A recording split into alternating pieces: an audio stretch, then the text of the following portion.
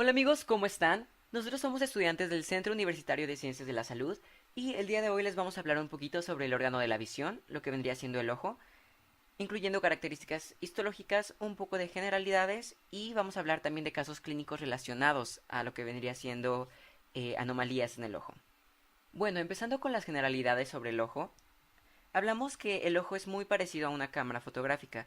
¿Y a qué se debe esto? Bueno, la cámara fotográfica captura y enfoca la luz de forma automática. Nuestro ojo funciona de la misma manera. La córnea, el cristalino del ojo y el iris ajustan de forma automática el ojo a las diferencias de iluminación en los campos visuales. Sin embargo, a diferencia de una cámara fotográfica, el ojo tiene la capacidad de seguir el desplazamiento de los objetos en movimiento. Esto lo hace porque los músculos del ojo se coordinan de manera simultánea y bueno, mientras que una cámara capturaría una imagen un poco movida, nuestro ojo no lo maneja de esa manera y capta todo el movimiento que tienen los objetos a nuestro alrededor. También decimos que el ojo es un sistema único y excepcional debido a que puede mantener, proteger, autorreparar y limpiar su sistema óptico. Pero bueno, ¿cómo es que en realidad funciona el ojo?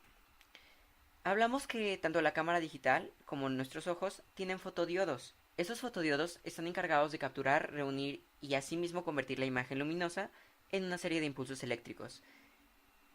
Como podemos ver en la imagen, en este caso podemos ver los fotodiodos de una cámara y cómo la luz se filtra a través de los fotodiodos, pasa por ellos y hay un patrón específico que siguen estos fotodiodos.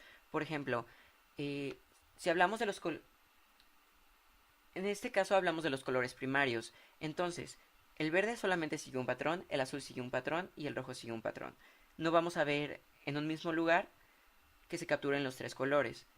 Si esto sucediera, la cámara no funcionaría de manera adecuada y de la misma manera funciona nuestro ojo. Estos fotodiodos son los encargados de darnos la vista en sí. En el caso de una cámara, la imagen resultante tendrá un tamaño diferente, o será más pequeña o será más grande. Es por esta razón que a las cámaras no les es posible detectar una imagen clara con movimientos muy rápidos. Sin embargo, lo que vendría siendo nuestro órgano de la visión, bueno, se habla que tiene células fotorreceptoras, localizadas en la retina que detectan la intensidad y el color de la luz. Sin embargo, como poseemos dos ojos, cada uno detecta una imagen levemente diferente. En la imagen podemos ver cómo nuestro campo visual izquierdo captura una imagen y el campo visual derecho captura una imagen diferente.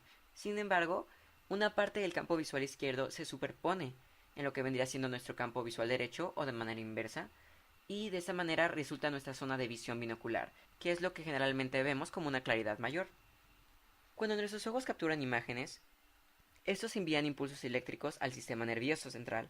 El sistema nervioso central es el que las separa por capas y las proyecta hacia la corteza visual primaria. Esta se sitúa en los lóbulos occipitales, haciendo funcional al órgano de la visión. Es por eso que cuando un paciente se daña el lóbulo occipital, es muy probable que pierda el sentido de la vista, porque el órgano en sí se ve afectado. Esto vendría siendo un poco de las generalidades de cómo funciona nuestro sistema óptico. Ahora hablando un poco más sobre la estructura del ojo, bueno, hablamos que nuestro ojo en sí mide alrededor de 25 milímetros de diámetro. El ojo está sostenido dentro de la cavidad orbitaria por 6 músculos extrínsecos, quiere decir que están por fuera del ojo. Aquí como podemos ver están el recto superior, el recto lateral, el oblicuo inferior, el recto inferior, el recto medial y el oblicuo superior. Estos 6 músculos son los que le dan la coordinación a nuestros dos ojos y tanto los 6 músculos de la parte izquierda como los 6 de la parte derecha se mueven de forma simultánea. Es decir, si el recto lateral de nuestro ojo derecho va para la izquierda, entonces el recto lateral de nuestro ojo izquierdo iría hacia la misma dirección. También se habla que el ojo está rodeado por una capa de tejido adiposo. Esta capa protege al ojo mientras se mueve dentro de la órbita. Si esta capa no existiera, pues obviamente el ojo chocaría contra la cavidad orbitaria y cada vez que hiciéramos un movimiento, el ojo se vería afectado. Siguiendo con las capas del globo ocular, bueno, lo que vendría siendo la túnica fibrosa, también llamada esclerocórnea, lo que vendría siendo la túnica vascular o úvea y lo que vendría siendo la retina. Bueno, hablamos que la túnica fibrosa, como podemos ver en la imagen, está compuesta por una esclera, que es la porción blanca, y lo que vendría siendo la córnea. La túnica vascular comprende tres porciones, lo que vendría siendo el coroides, el estroma del cuerpo ciliar y también se compone de lo que vendría siendo el iris, que es esta porción de aquí. Por último, se menciona que la retina es la capa más interna del ojo y contiene la retina nerviosa, que se divide en dos, una parte no fotosensible y una parte fotosensible. Esto quiere decir que la parte fotosensible contiene células fotorreceptoras, que son los que captan la intensidad de la iluminación, son los que nos dan prácticamente el sentido de la vista, y la parte no fotosensible, que obviamente no contiene estas células fotorreceptoras. También hablamos que tiene un epitelio pigmentario dentro de la retina. Y bueno, más adelante hablaremos sobre cada túnica y sus componentes respectivos.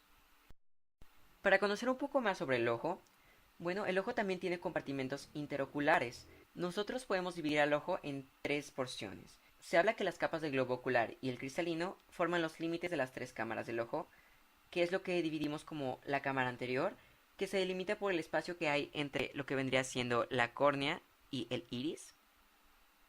También tenemos la cámara posterior, que es el espacio que hay entre la superficie posterior de lo que viene siendo el iris y la superficie anterior del cristalino. Y por último mencionamos la cámara vítrea, que es lo que vendría siendo la superficie posterior del cristalino hasta lo que vendría siendo la retina nerviosa, que vendría siendo hasta esta parte de aquí. Entonces dentro del ojo se forman tres límites, lo que vendría siendo uno anterior, tenemos uno posterior,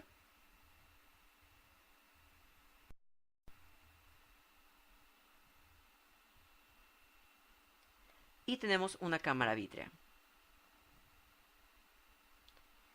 que incluye los nervios ópticos y la arteria y la vena centrales de la retina. Bueno, y ahora sí empezaremos un poco más con teoría. Los dejo con mi compañera Elizabeth para que ella les explique un poco más sobre la primera túnica. Hola, yo soy Elizabeth y les voy a hablar de la túnica fibrosa o esclerocórnea. La túnica fibrosa está compuesta por la esclera y la córnea. La esclera es esto que vemos acá y la córnea esto. La esclera es blanca y la córnea transparente. La esclera está compuesta por epitelio conjuntivo denso fibroso y aquí es donde se fijan los músculos intrínsecos del ojo.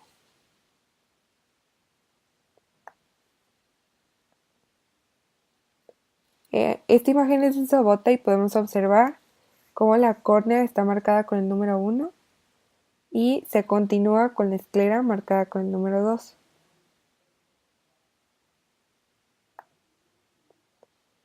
Bueno, primero vamos a ver la córnea. Se dice que es la ventana del ojo y es una prominencia o convexidad. Sobota nos menciona que el diámetro de la córnea es alrededor de 11 milímetros y su espesor es de 0.5 a 0.7 milímetros.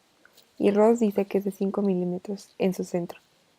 Está compuesta por 5 capas: el epitelio corneal, la membrana de Bowman o membrana basal anterior, el estroma corneal, la membrana de Semet o membrana basal posterior y el endotelio corneal.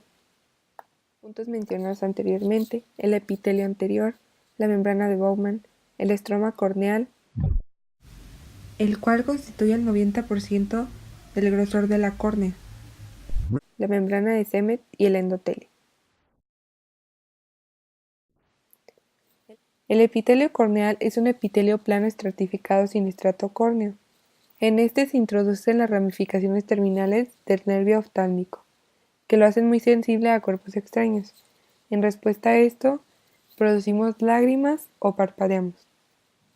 Las células basales del epitelio, en la mayor parte, tienen forma cúbica o cilíndrica. El epitelio está apoyado sobre la membrana de Bowman, que es una lámina homogénea. Las fibrillas colágenas de la membrana tienen un diámetro aproximado de unos 18 micrómetros y están orientadas al azar. Esta membrana actúa como barrera contra la diseminación de infecciones y no se regenera, por lo que si se daña, forma una cicatriz que puede afectar a la visión. Aquí podemos observar otros cortes extraídos del Atlas de la Facultad de Medicina de la UNAM. En el segundo corte se muestra una estructura más exacta según el doctor Joaquín Carrillo, debido a que es un corte semifino. El estroma corneal o sustancia propia está compuesta por 60 laminillas delgadas. Cada laminilla consta de haces paralelos de fibras colágenas. Entre las fibrillas se encuentran capas de fibroblastos aplanados y muy finos, que podemos ver por aquí, por ejemplo. La sustancia fundamental contiene proteoglicanos corneales. que están compuestos sobre todo por queratán sulfato o lumicano, y este regula el armado de las fibrillas colágenas y es decisivo para la organización de la matriz colágena, y se cree que la distribución en los espacios entre las laminillas hace que la córnea sea transparente. La membrana de Semet es la membrana basal de las células endoteliales de la córnea. En este caso la tenemos marcada con la letra D, y consiste en una red entretejidas de fibras y poros, y puede alcanzar los 10 micrómetros, y a diferencia de la membrana de Bowman, esta sí se puede regenerar con rapidez. Además, la membrana de Semet se extiende por debajo de la esclera, como una malla trabecular, formando el ligamento pectíneo. Las hebras que salen de este ligamento penetran el músculo ciliar y en la esclera y pueden contribuir a mantener la curvatura normal de la córnea al ejercer presión sobre la membrana de Semet. El endotelio corneal es una capa simple de células aplaneadas que permite el intercambio metabólico entre la córnea y el humor acuoso, y este tiene una limitada capacidad para regenerarse. Ahora vamos a hablar de la esclera, que es la continuación de la córnea. La esclera está compuesta por tejido conjuntivo denso y colágeno. Las fibras están organizadas en varias direcciones, por lo que podemos verlas en los cortes organizadas en sentido transversal, oblicuo o longitudinal. Por ejemplo aquí, la opacidad de la esclera se debe principalmente a la irregularidad de su estructura, y ya sabemos que gracias a esto se insertan los músculos del ojo. Su espesor es de 1 milímetro en la parte posterior, de 0.3 a 0.4 milímetros en el ecuador y de 0.7 milímetros a la altura del limbo. Y es importante mencionar que la esclera está perforada por vasos sanguíneos, nervios y el nervio óptico. Está compuesto por la lámina episcleral o episclera, el espacio episcleral, la sustancia propia, esclera propiamente dicha o cápsula de Tenon, y lámina fusca. En lámina episclera o episclera es la capa externa de tejido conjuntivo laxo contigua al tejido adiposo periorbitario. También tenemos el espacio episcleral. Este espacio y el tejido adiposo periorbitario circundante le permiten al globo ocular rotar. Tenemos también la sustancia propia, esclera propiamente dicha, o cápsula de Tenon. Esta es una fascia conjuntiva que está compuesta por una red densa de fibras colágenas gruesas. La lámina supracoroides o lámina fusca contiene fibras colágenas más delgadas y fibras elásticas, fibroblastos, melanocitos, macrófagos y otras células de tejido conjuntivo.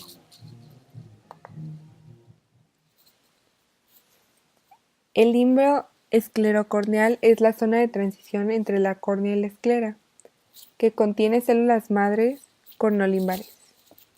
Este espacio es importante porque las células corneolimbares proliferan y se diferencian, y viajan al centro de la córnea para reemplazar las células epiteliales cuando éstas son dañadas.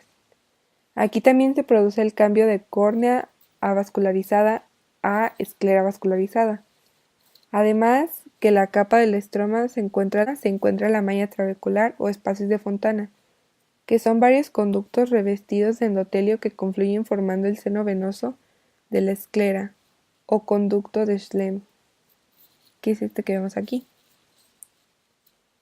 El humor acuoso es producido por los procesos ciliares que rodean al cristalino, estos, y viajan hasta llegar al seno venoso de la esclera. De aquí, troncos colectores llamados venas acuosas transportan el humor acuoso a las venas ubicadas en la esclera. La túnica vascular, que se llama la uvea también.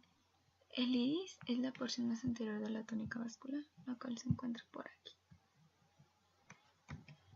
El iris tiene un estroma de tejido conjuntivo muy vascularizado. Depende de la cantidad de melanocitos en el estroma, es lo que hace que varíe el color de los ojos. Aquí se encuentran melanocitos del estroma y el tejido conjuntivo. Por ejemplo, cuando el color de los ojos es azul claro, se debe a que los melanocitos son pocos, son muy bajos. Y cuando el color de los ojos es más oscuro, como café, gris, azul oscuro, se debe a que la cantidad de melanocitos es más alta, más abundante. En su superficie posterior del iris tiene células muy pigmentadas que contienen gránulos de melanina. La función de estos es absorber los rayos de la luz y estos en conjunto forman el epitelio pigmentado posterior, como se ve en esta foto. Sería aquí, en esta imagen, perdón. Aquí el epitelio posterior, formado por células epiteliales. Por debajo de este epitelio, en la parte anterior, hay células miopiteliales y en conjunto forman el miopitelio pigmentario anterior, que sería aquí, a un lado, todo esto. Las células miopiteliales poseen imaginaciones que contienen elementos contráctiles y estas forman el músculo de la papila del iris. Los músculos papilares, de esto lo hablaré más posteriormente. Esta imagen es sacada de Sobota, en el que también se puede apreciar el estroma del iris, como se mencionó anteriormente, en el número 2. Este sería el estroma del iris con sus melanocitos y también contiene vasos sanguíneos. Todos estos. El tamaño de la pupila es controlado por la contracción de los músculos del esfínter de la pupila y dilatador de la pupila. La pupila puede aumentar por la poca luz o disminuir por mucha luz. Y pues hablaremos un poquito sobre los músculos, que sería primero el músculo esfínter, que este está formado por células musculares lisas y está inervado por nervios parasimpáticos. El músculo esfínter se encuentra por aquí, en esto. Este músculo esfínter de la pupila reduce el tamaño de la pupila en respuesta a la luz brillante, como anteriormente lo mencioné, ya que se hace para que no se puede ser lastimarse los ojos o no variar los colores. El músculo dilatador de la pupila se forma por evaginaciones de las células miopiteliales, como se mencionó anteriormente en la diapositiva. Este está inervado por nervios simpáticos del ganglio cervical superior. Este músculo, al contrario del anterior, aumenta el tamaño de la pupila en respuesta a la luz débil. Músculo dilatador, por aquí está, esta línea de aquí. Y aquí también se menciona el 3, número 3, el músculo dilatador. También podemos ver el epitelio pigmentario del iris, que se divide en posterior y anterior. La cámara anterior del ojo, posterior del ojo, perdón, y la 1, la cámara anterior, que ya se hablará después de esto. Esta imagen también es sacada de Sobota. Empezaremos a hablar del cuerpo ciliar.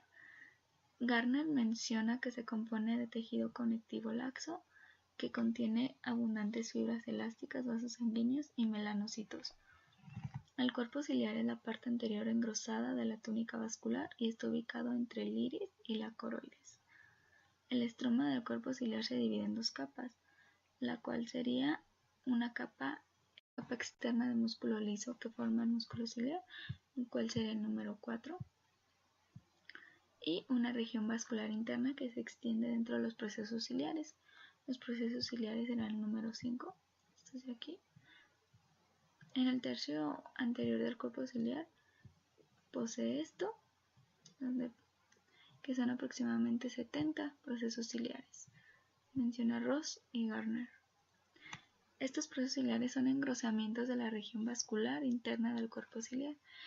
Aquí hay fibras elásticas y macrófagos con gránulos de pigmento de melanina. Está cubierto por una doble capa de células epiteliales cilíndricas que forman el epitelio ciliar. Este epitelio ciliar tiene como funciones como la secreción de humor acuoso, la participación en la barrera hematoacuosa y la secreción de las fibras zonulares que forman el ligamento suspensorio del cristalino. El humor acuoso mantiene la presión intraocular y proporciona sustancias nutritivas.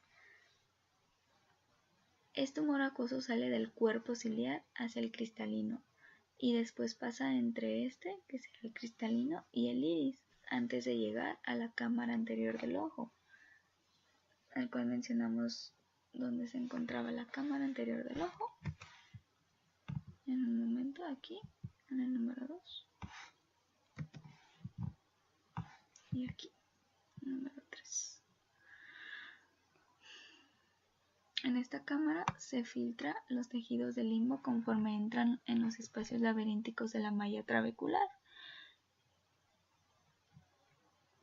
Y luego alcanza el conducto de Schlemm, como lo mencioné aquí en esta diapositiva en el número 1. Y aquí también en el número 1 se encuentran los conductos de Schlemm.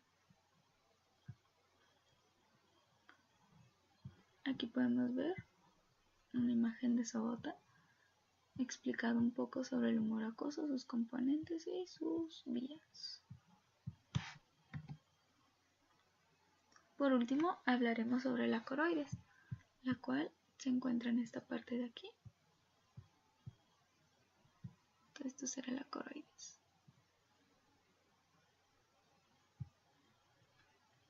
La cual, esta es una lámina vascular parda oscura con un espesor de 0.25 milímetros en su parte posterior y 0.1 milímetros en su parte anterior. Esta se encuentra ubicada entre la esclera y la retina. Es de tejido conectivo laxo y contiene fibroblastos y otras células de tejido conectivo y vasos sanguíneos.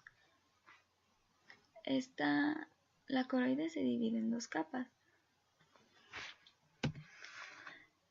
la cual sería una capa coriocapilar, que es una lámina vascular interna, y la membrana de Bruch, que esta es una lámina delgada y amorfa. La membrana de Bruch separa la coroides de la retina y está compuesta por una red de fibras elásticas. La membrana de Bruch también se le puede denominar lámina vítrea, la cual podemos observar de este lado, aquí, será la LV. Esta sería la capa pigmentada del epitelio ciliar y aquí la capa no pigmentada del epitelio ciliar.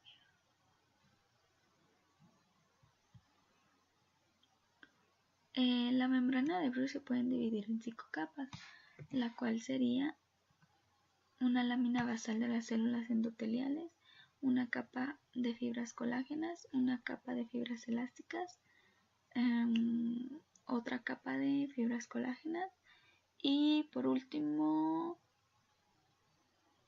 una lámina basal de células epiteliales retinianas.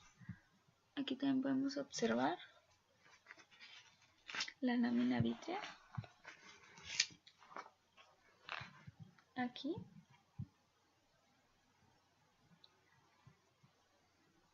en esta pequeña línea que se observa aquí, y aquí en la coroides. Todo esto verticalmente será la coroides.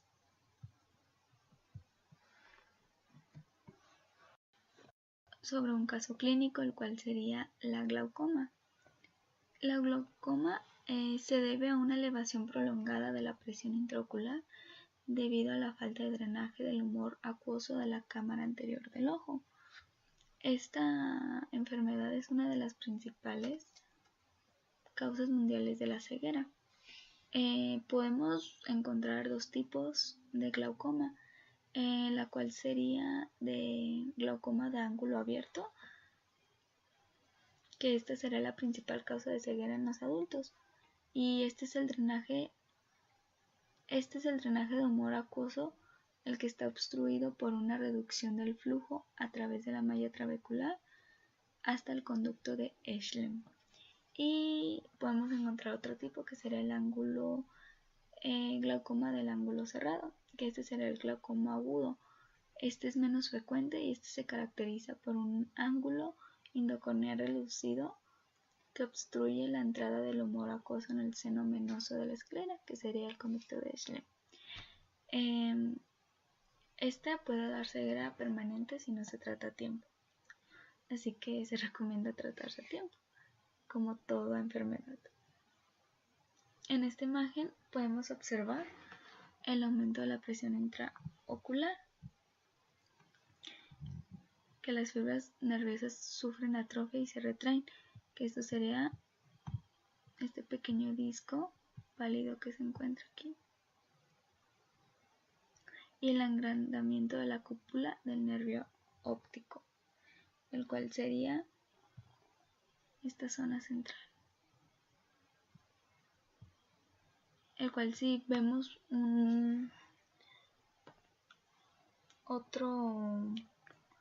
otra retina, se pudiera observar que esta es un poco anormal a como debería de ser. Y esto será todo por mi parte. Como se puede observar en esta imagen, la retina es la capa más interna del ojo, y algunos autores la refieren como la tercer túnica de este, o también denominada túnica nerviosa, ya que se continúa con el nervio óptico. En cuanto a su desarrollo embrionario, tenemos que la retina se origina a partir de la cúpula óptica, la cual es una evaginación del diencéfalo, la cual genera una vesícula óptica que después se invagina y formará la vesícula óptica secundaria, la cual es bilaminar y va a formarnos una capa interna y una externa, y la retina va a formarse como una capa externa, que es el epitelio pigmentario, y una capa interna, que es la retina nerviosa. Tenemos dos capas principales en la retina. La retina nerviosa, que es en la cual vamos a encontrar los fotorreceptores y está en una porción más interna, y el epitelio pigmentario, que sería este que podemos ver en esta representación, el cual es más externo, se caracteriza por no tener fotorreceptores y se continúa con el coroides, pero está separado de este a través de esta membrana llamada membrana de Bruch. Aquí podemos ver lo mismo, la retina se encuentra en esta porción, en una capa interna del ojo, y si le damos un zoom vamos a poder ver lo que es el epitelio pigmentario y la retina nerviosa con sus fotorreceptores, la membrana de Bruch, que es la que separa al epitelio pigmentario del coroides. También vamos a observar que entre la retina nerviosa y el epitelio pigmentario va a existir un espacio, la cual es muy susceptible a que ésta se separe y nos forme la patología del separamiento o la separación de la retina. Y ya. Ok. En la retina nerviosa observamos que es una de las dos capas de la retina y que esta a su vez nos va a formar dos capas, o más bien dos porciones. La porción no visual o no fotosensible y la porción fotosensible o porción óptica. La porción no fotosensible se va a encontrar situada por delante de la hora serrata, que si vemos en esta imagen, la hora serrata es esta que nos marca aquí la OS, que es esta. Pues la región no fotorreceptora se va a encontrar por delante de esta, que sería esta porción, y la región fotorreceptora se va a encontrar por detrás de la ora serrata y va a revestir a la superficie interna del ojo. En esta porción vamos a encontrar otras estructuras de suma importancia, como es el disco óptico, que este se origina a partir del nervio óptico cuando llega a la retina. También se le puede llamar papila óptica y es un punto ciego, ya que carece de células fotorreceptoras. También vamos a tener a la fóvea central, que está rodeada por la mácula lútea. La fóvea central es una depresión en la cual vamos a tener una mayor agudeza visual. Y la mácula lútea se caracteriza por tener una pigmentación amarillenta. A continuación, vamos a hablar sobre las células de la retina, ya que para poder entender la compleja estructura de la retina necesitamos entender primero estas, ya que la retina está formada por 10 capas que se originan a partir de la disposición de estas células. Tenemos primero a las células fotorreceptoras, que son los conos y los bastones que tenemos aquí.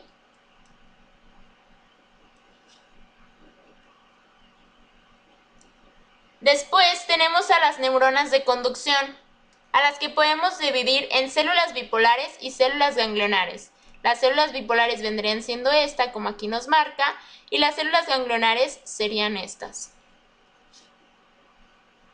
Las neuronas horizontales, las centrífugas y las amácrinas. Que como podemos ver en esta imagen, podemos observar las horizontales, las amácrinas y las que ya hemos mencionado con anterioridad, que son los bastones, los conos, las células bipolares, las ganglionares. Si nos regresamos a esta imagen, podemos observar las último agrupamiento de células que tenemos, que son las células de sostén, que también se les denomina glía, y se dividen en células de Müller, macroglía y astrocitos. Aquí podemos observar las células que mencionamos con anterioridad, los conos, los bastones, las células de Müller, las horizontales, las bipolares, las amácrinas, los ganglios, entre otras. Y aquí ya podemos pasar a describir las 10 capas que forman a la retina nerviosa. Tenemos primero la capa número 1, que es el epitelio pigmentario, que como tal no forma parte de la retina nerviosa. Sin embargo, tiene una estrecha relación con esta y es por eso que se le da el título de la capa número 1. Después tenemos a la capa número 2, que son los bastones y los conos, y que se caracteriza por tener los segmentos interno y externo de las células fotorreceptoras, que como ya se mencionó, son los bastones y los conos. Después tenemos la capa número 3, que es la membrana limitante externa, la cual se caracteriza por que aquí vamos a encontrar el límite apical de las células de Müller, que como podemos ver, las células de Müller se encuentran aquí, y su límite apical se van a encontrar en la membrana limitante externa. A continuación tenemos la capa número 4, que es la capa nuclear externa, en la cual vamos a ver que se van a encontrar las evaginaciones de la mayor parte de la población celular, ya que se presentan las evaginaciones de los conos, de los bastones, evaginaciones de las células horizontales, las células amácrinas y además de las neuronas bipolares. En la siguiente capa, que sería la capa número 6, denominada capa nuclear interna, vamos a poder encontrar los núcleos de las células horizontales, amácrinas, bipolares y hacen sinapsis entre sí estas. En la capa número 7, denominada capa plexiforme interna, vamos a encontrar las evaginaciones de las células horizontales, amácrinas, bipolares y ganglionares, y las cuales también van a estar teniendo sinapsis entre sí. La capa número 8, denominada capa ganglionar, que es esta que podemos ver aquí, es en donde se encuentran los núcleos de las células ganglionares, que como nos marca esta representación, aquí están los núcleos. En la capa número 9, denominada capa de fibras del nervio óptico, vamos a poder encontrar las evaginaciones axónicas de las células ganglionares que hacen un trayecto desde la retina, que es todo esto, hacia el cerebro, que podríamos ver que aquí empiezan su trayecto hacia el cerebro. Y tenemos la capa número 10, que es la membrana limitante interna, la cual está constituida por la lámina basal de las células de Müller. Ahora sí, pasamos a la capa número 1, que es el epitelio pigmentario, y hablaremos un poco más de sus características. Como podemos ver, esta porción que está señalando la flecha es el epitelio pigmentario. Esta tiene características muy particulares, como que consiste en una sola capa de células cúbicas que se denominan células pigmentarias, y como ya habíamos mencionado, se localizan. Tienen una característica muy particular, que estas células del epitelio pigmentario, células pigmentarias que se encuentran en la fóvea central, van a ser un poco más altas, por lo cual se va a ver un poco más oscuro la coloración de esta porción. Existe en esta capa un elemento muy importante que se está formando, la cual es la barrera hematorretiniana, que se encuentra formada por complejos de uniones de hendidura sonula occludens y adherens intrincadas. Aquí podemos ver otra vez la primera capa y se pueden observar muy bien que son células cúbicas y que sus núcleos se encuentran apoyados en la membrana de Bruch, además de que sus núcleos tienen una peculiaridad, y es que sus núcleos tienen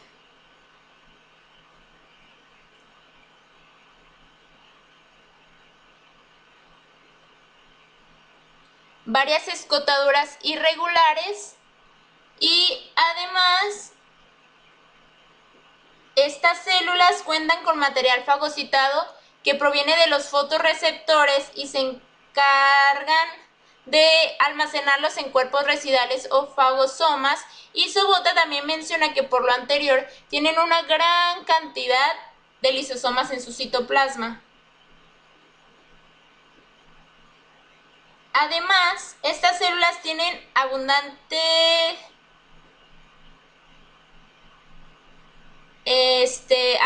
gránulos ovoides de pigmento, como lo marca Sobota en su porción apical. Sin embargo, Ross nos menciona que tienen gránulos de melanina con forma alargada, que es una diferencia muy particular y muy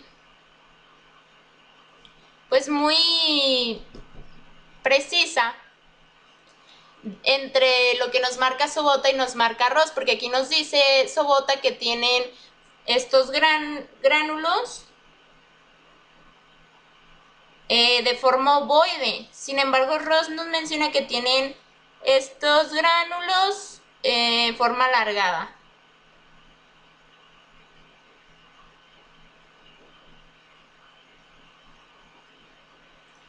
Tienen además vaginaciones que se continúan con los extremos de las células receptoras. Sin embargo, las células pigmentarias no tienen contacto con las receptoras, pero sus evaginaciones sí.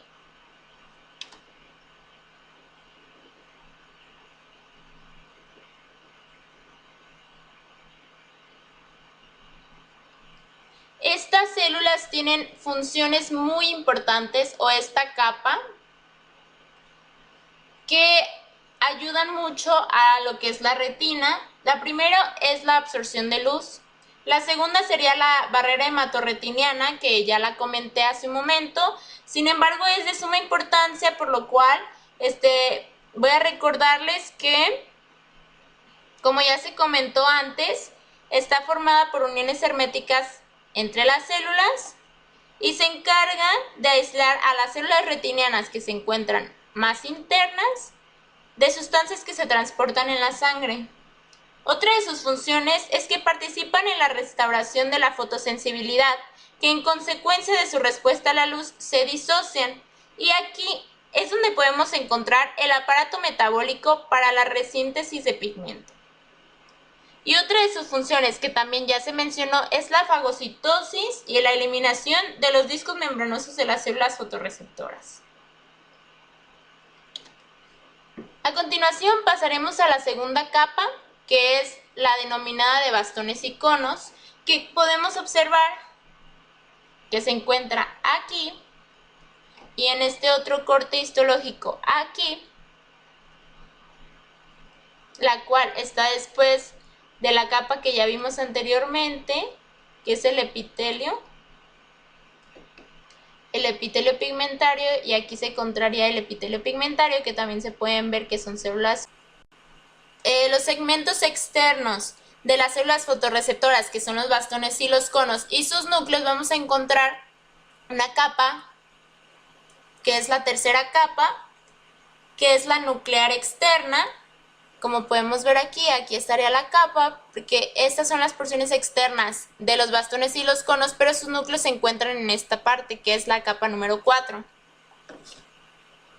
Los bastones y los conos son células sensoriales y permanentes, es decir, que no tienen capacidad de regeneración. Se dice que la retina contiene aproximadamente 120 millones de bastones y 7 millones de conos. Se puede detectar una mayor cantidad de conos en la fóvea central, lo que hace que exista una mejor agudeza visual y una mejor visión de colores. Sin embargo, en esta región ni en el disco óptico hay bastones. Bueno, en el disco óptico no hay ninguna de estas dos células, como ya lo habíamos mencionado, que es un punto ciego porque carece de estas células fotorreceptoras, y los bastones se encuentran fuera de la fóvea, como ya lo habíamos comentado, y su concentración va disminuyendo conforme se va acercando a la periferia de la retina.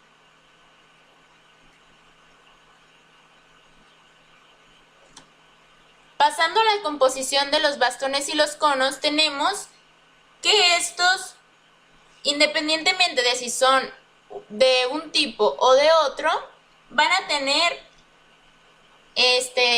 tres partes que los componen: un segmento externo, un pedículo de conexión y un segmento interno. En el segmento externo vamos a tener que tienen una forma aproximadamente cilíndrica, que sería esta,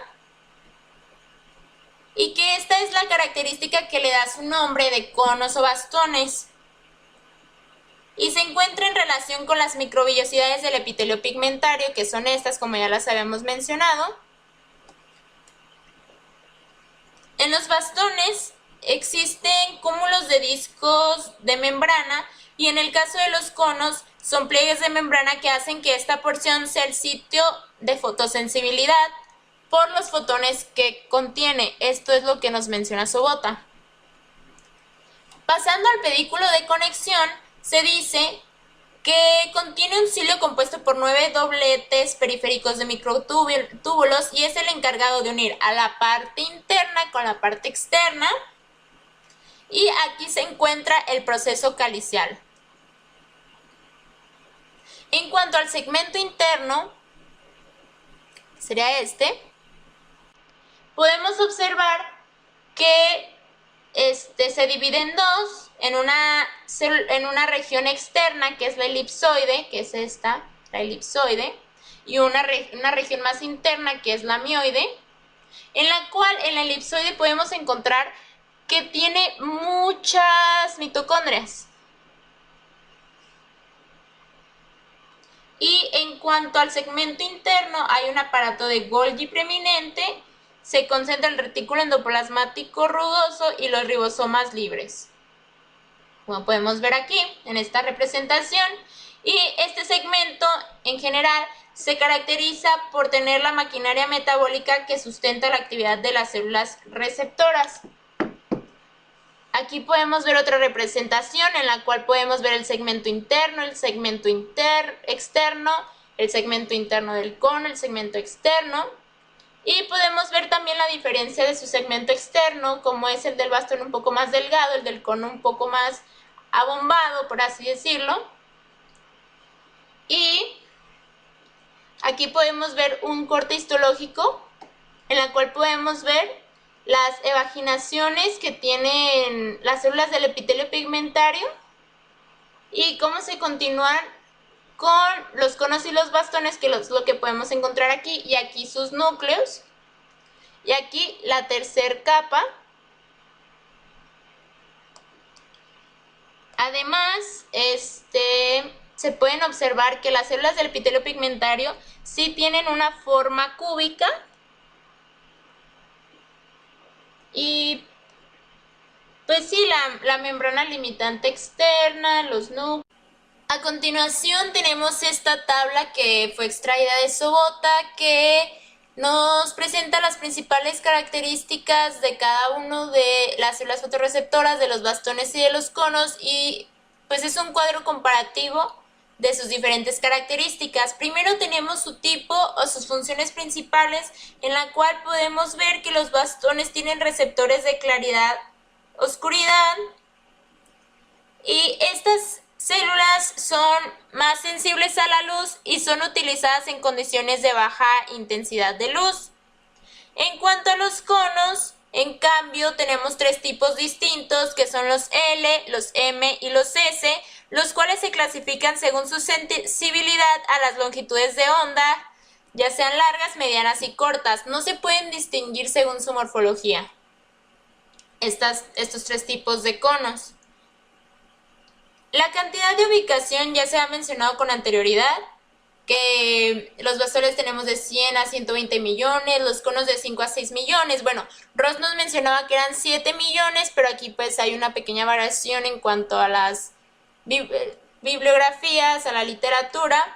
Y en la ubicación pues ya también se ha mencionado que no hay en la fobia central, se disminuyen gradualmente hacia la periferia, y en los conos, que en particular se encuentran en el centro de la retina. Su morfología en cuanto a tamaño no varía mucho, sin embargo, los bastones son más delgados, los conos más dilatados. Los bastones tienen discos de membrana, los conos pliegues de membrana. Y en cuanto a su pigmento visual, tenemos que los bastones contienen rodopsina, también llamada púrpura visual, que se encarga de estimular o iniciar más bien el estímulo visual cuando se decolora la luz. Y en cuanto a los conos, tenemos que utilizan la iodopsina. Bueno, siguiendo con el cristalino del ojo, esta es una... Bueno, ahora siguiendo con el cristalino del ojo, esta es una estructura biconvexa, avascular y que también es transparente. En este caso, nuestro cristalino del ojo va a servir para filtrar la luz y de esta manera tener una imagen más clara de los campos visuales. Al momento de que la luz llega a lo que vendría siendo nuestro cuerpo cristalino, esto causa que las fibras que hay dentro de nuestro ojo se aplanen y que el cristalino se abombe.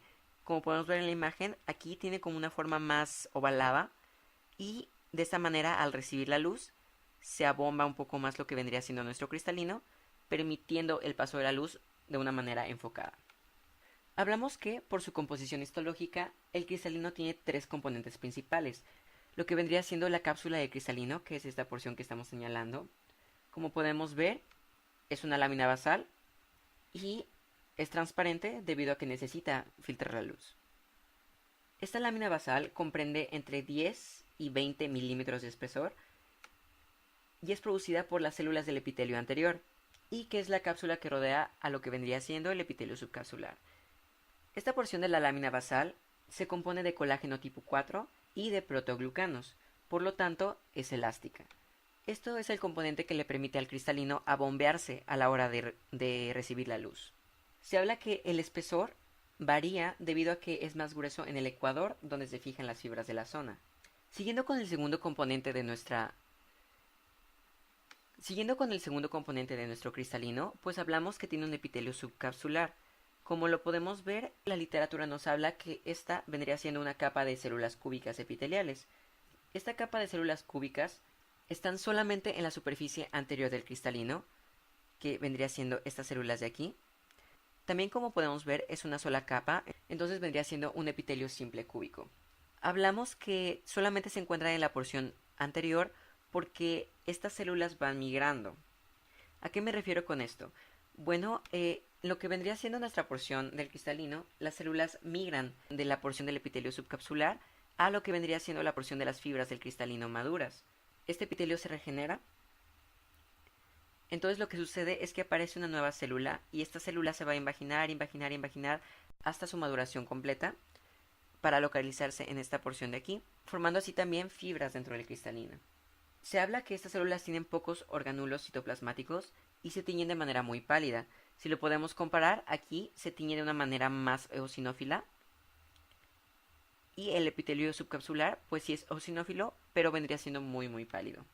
Como habíamos dicho en un principio, el epitelio subcapsular es cúbico. Conforme se va introduciendo a nuestro cristalino, la célula se va alargando y de igual manera su citoplasma. Es por eso que en esta porción su núcleo ya se ve de una forma más ovalada. Y lo característico de estas células es que, mientras sucede su proceso de maduración, empieza a perder los orgánulos que tiene y se llena de proteínas llamadas cristalinas. Estas proteínas también ayudan a lo que vendría siendo la filtración de la luz.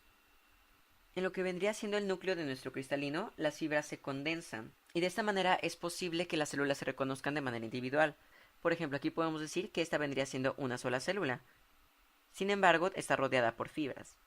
Se habla también que las fibras del cristalino se unen en sus extremos apical y basal mediante uniones especiales llamadas suturas. Entonces, solamente para recordar, tenemos tres componentes principales de nuestro cristalino. Lo que viene siendo la cápsula, que es lo que rodea todo el cristalino.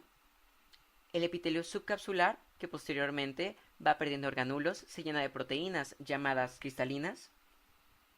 De la misma manera se van creando fibras del cristalino, primero en formación, y una vez que ya están maduras y pierden todos sus organulos, la célula en sí se va hacia la periferia, lo que vendría siendo la porción apical y la porción basal, y mediante uniones de suturas se unen unas a otras. Con el paso del tiempo y con el envejecimiento, decimos que el cristalino pierde en forma gradual su elasticidad, entonces, como habíamos dicho, se tiene que abombar para recibir la luz. Si este abombamiento no sucede de forma correcta, la luz no se va a enfocar de manera adecuada. Cuando este trastorno llega a ocurrir, es lo que denominamos como una presbicia. Es común que aparezca a partir de los 40 años. Sin embargo, esto se puede corregir fácilmente con gafas de lectura o también con una lupa. Cuando tenemos presbicia, simplemente la luz no se refleja de la forma adecuada, por lo que vamos a poder seguir teniendo el sentido de la vista, sin embargo no de la manera que teníamos anteriormente. Como podemos ver, en un ojo normal, la luz pasa sobre lo que vendría siendo nuestro cristalino y se refleja directamente hacia nuestro nervio óptico, transcurriendo por nuestro disco óptico. Sin embargo, cuando tenemos la presbicia, esta luz no se enfoca de manera correcta porque el abombamiento no sucede, entonces va directamente al nervio óptico también, sin embargo pasa de manera parcial a través del disco óptico. Es por eso que podemos seguir viendo, porque sí pasa de manera parcial la luz, pero no de la manera correcta. Y bueno, siguiendo con el cuerpo vítreo, el cuerpo vítreo vendría siendo una sustancia gelatinosa transparente que ocupa la cámara vítrea. Este está fijado en forma laxa a las estructuras vecinas, como lo que vendría siendo la retina nerviosa y el epitelio pigmentario de la retina. Este cuerpo vítreo se compone alrededor de un 99% de agua, que también podemos llamar humor vítreo. También tenemos colágeno. Otro componente esencial son los glucosaminoglucanos, sobre todo el hialuronato, y también una pequeña población de células llamadas hialocitos. Se cree que estos hialocitos son los responsables de sintetizar las fibras colágenas y los glucosaminoglucanos en el ojo. Entonces se dice que ellos lo sintetizan y lo mandan a lo que vendría siendo el cuerpo vítreo, las fibras nerviosas, a todo el ojo en general. En la periferia de nuestro cuerpo vítreo a veces podemos llegar a ver fibroblastos, que son los que permiten el movimiento del ojo. Y también en esta porción tenemos macrófagos, que se encargan de fagocitar cualquier agente externo que entre a nuestro ojo. Tenemos un conducto hialoideo, que también se llama de Cloquet, que no siempre es visible, por ejemplo en esta imagen no lo es. Sin embargo, este conducto de Cloquet atraviesa el centro del cuerpo vítreo, de la papila óptica, en dirección a lo que vendría siendo la cápsula posterior de nuestro ojo. Es decir, que también va de la parte central de lo que vendría siendo la retina hacia los nervios ópticos. Y bueno amigos, por último, ya entrando en las estructuras accesorias del ojo, empezaremos con la conjuntiva. La conjuntiva ocular, como podemos ver, es una membrana mucosa delgada y transparente. Se extiende sobre la esclera y reviste la superficie interna de los párpados, o que también llamamos la capa conjuntiva palpebral. Esta porción que vendría siendo la conjuntiva se compone de un epitelio cilíndrico estratificado que contiene numerosas células calciformes. Estas se localizan sobre una lámina propia compuesta de tejido conjuntivo laxo, que vendría siendo todo esto, la porción más basófila de la imagen. Y estas células calciformes secretan un componente de lágrimas que bañan al ojo, permitiendo así su limpieza. En la conjuntiva podemos tener una inflamación caracterizada por un enrojecimiento, irritación y también un lagrimeo excesivo. A esto lo conocemos como una conjuntivitis. Esto vendría siendo en caso de que un agente patógeno llegue a la conjuntiva ocular. Obviamente nuestro ojo tiene macrófagos que elimina esos organismos patógenos. Sin embargo, se ve afectado produciendo más lágrimas de lo debido, lo que se vendría mostrando como el enrojecimiento y también una irritación. Siguiendo con los párpados. Bueno, los párpados en sí tienen la función de proteger al ojo. La piel que se encuentra en los párpados es demasiado fina y obviamente es elástica para adaptarse al movimiento del ojo. Dentro de cada párpado hay un soporte flexible. A este soporte lo denominamos como el tarso. El tarso se forma por tejido fibroso y tejido elástico denso.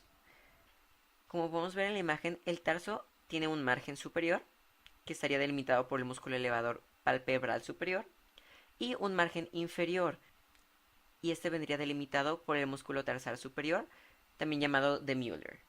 Pasando al músculo orbicular del ojo, bueno, este músculo es uno de los llamados de la mímica. Esto es debido a que el músculo nos ayuda en las expresiones faciales, a lo que corresponde a las porciones que rodean al ojo, sobre todo lo que vendrían siendo las cejas. Este músculo también forma una lámina ovalada fina de fibras osteomusculares que se orientan de manera circular, que cubren a lo que vendría siendo el tarso. Como podemos ver aquí, está el músculo en una disposición circular que está delimitando el tarso. Y una de sus funciones principales es elevar este músculo palpebral. Entonces, si el músculo orbicular se mueve en dirección superior, el músculo elevador palpebral lo haría de la misma manera. En estas porciones que acabamos de mencionar, podemos encontrar glándulas.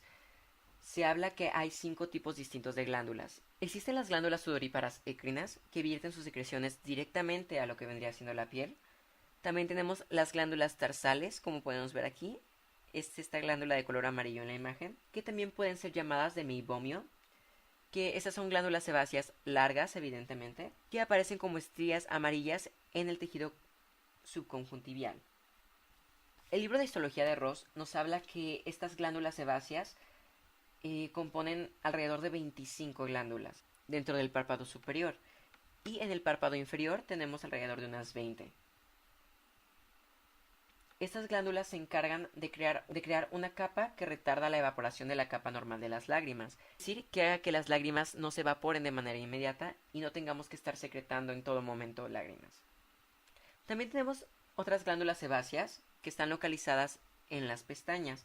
Estas también se llaman D6. Estas son pequeñas, son modificadas. Aquí en la imagen las vemos de color morado y, como podemos ver, están ubicadas alrededor del folículo piloso de la pestaña. Y es ahí en donde vierten sus secreciones. Otra glándula muy importante vendría siendo las apócrinas de las pestañas o la glándula de Moll. Está representada en esta porción de aquí. Estas son más pequeñas que las anteriores y son glándulas sudoríparas. Sus conductos excretores son sinuosos, no ramificados. Pasando a otro tipo de glándulas, tenemos las glándulas lacrimales accesorias. Podemos ver dos tipos. Las que están en la superficie superior del ojo. Hablamos que estas glándulas son de tipo túbulo alveolar y su secreción es serosa. En la superficie interna, en los párpados superiores, a estas las vamos a llamar de Wolfram. Mientras que en el fornix del saco conjuntival, aquí en esta porción, le vamos a denominar glándulas de Krause. Todas las glándulas que mencionamos, las lacrimales, las accesorias tanto de Krause como de Wolfram, lo que vendría siendo las de Moll, las de Sayce y también las de meibomio o las tarsales, estas están inervadas por neuronas del sistema nervioso autónomo y la secreción de todas estas se sincroniza con las principales que vendrían siendo las glándulas lacrimales. Todas estas están conectadas por un neurotransmisor en común. Es el que le vamos a llamar VIP o el polipéptido intestinal vasoactivo. También, como podemos ver, en las pestañas, bueno, estas emergen desde el borde anterior del margen del párpado por delante de las glándulas de meibomio. Las pestañas en sí son pelos cortos, rígidos y curvos que se distribuyen alrededor de 2 a 3 hileras. Eso ya es dependiente de cada persona. Y también puede tener diferentes longitudes y diámetros. Bueno, ahora en la siguiente imagen, esta fue extraída de Ross y es una fotomicrografía de un corte sagital del párpado. Todo esto que vemos aquí vendría siendo nuestro párpado. Nosotros estamos muy acostumbrados a ver al ojo en una tinción de eosina y hematoxilina. Sin embargo, esta tinción es de ácido pícrico. Esta tinción nos ayuda a ubicar de manera más exacta lo que vendrían siendo las glándulas mencionadas, las glándulas oculares. Aquí alcanzamos a ver lo que viene siendo el músculo orbicular del ojo. Aquí hay folículo piloso junto con la pestaña. Aquí podemos ver otro folículo piloso. Aquí hay una de las glándulas que queremos identificar, las de Moll, que son las que se encuentran junto a los folículos. También tenemos el conducto excretor de las glándulas tarsales. También tenemos el conducto excretor de las glándulas tarsales. Estas vendrían siendo las glándulas tarsales, ubicadas obviamente en el tarso, y su conducto excretor. Aquí hay más glándulas tarsales, también llamadas de meibomio. Esta vendría siendo la porción de la conjuntiva palpebral.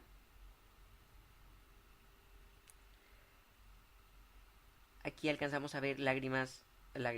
Aquí alcanzamos a ver glándulas lacrimales, estas dos, ambas son lacrimales. Y por último, las sebáceas de las pestañas o de Sayce, como habíamos mencionado anteriormente, las de Moll son pequeñas, pero las de Sayce son muchísimo más pequeñas. Si lo vemos en esta porción, las de Moll son casi 6 veces, tal vez más, su tamaño. Y bueno, ahora que ya sabemos de las glándulas existentes que rodean al ojo, hablaremos de las lágrimas. La función principal de las lágrimas es humedecer la córnea para permitir así una correcta limpieza ocular. Las glándulas lagrimales son las que producen estas lágrimas. Se encuentran debajo de la conjuntiva y consisten en varios lóbulos individuales de adenómeros tubuloacinares que su secreción es serosa. Estos acinos tienen una luz grande. También podemos encontrar en esta porción células mioepiteliales dentro de la lámina basal, y estas células mioepiteliales contribuyen a la excreción de las lágrimas.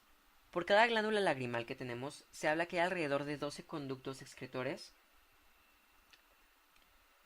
y su secreción sebácea, o sea, las lágrimas, protegen al epitelio de lo que vendría siendo nuestra córnea y contiene agentes antibacterianos que protegen contra la luz ultravioleta, así como los organismos patógenos que puedan entrar a nuestros ojos. Y ahora sí, para terminar, bueno, hablaremos de la película lagrimal, que esta es una mezcla de productos secretados por las lágrimas que previamente ya mencionamos.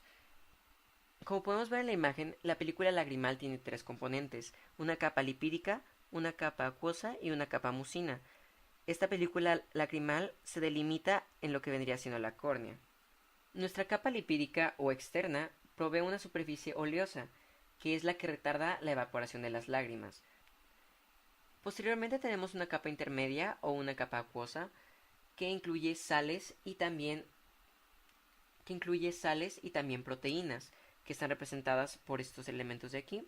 Como podemos ver, tiene un 98% de agua, es por eso que se llama acuosa. Y posteriormente tenemos la capa mucina. Y esta capa mucina es esencial, debido a que esta es la que permite que las lágrimas se mantengan en el ojo. Sin esta película lagrimal completa, pues primero que nada se secarían de 10 a 20 veces más rápido por la falta de la capa lipídica. Si no hay una capa acuosa, no tendríamos sales ni proteínas que vendrían siendo producto de las lágrimas. Y sin la capa mucina, pues las lágrimas secretadas no se quedarían en la superficie del ojo y desencadenaría una patología conocida como ojo seco. Y bueno, sin más por nuestra parte, aquí les dejamos la bibliografía consultada. El libro que más les recomendamos, el que viene más completo y que no solamente les sirve para histología, es el de Ross. Pues obviamente está más enfocado en histología, es un texto y es un atlas, por lo que contiene imágenes sobre cortes histológicos increíbles. Pero más que eso también tiene una parte de anatomía, también tiene una parte embriológica sobre génesis, el desarrollo de muchas estructuras, también viene plasmado ahí. Y bueno, para no hacer este video más largo, esperamos que les haya gustado, pero más que nada que les haya servido. Si tienen alguna pregunta, no duden en dejarla aquí en la cajita de los comentarios. Y hasta la próxima.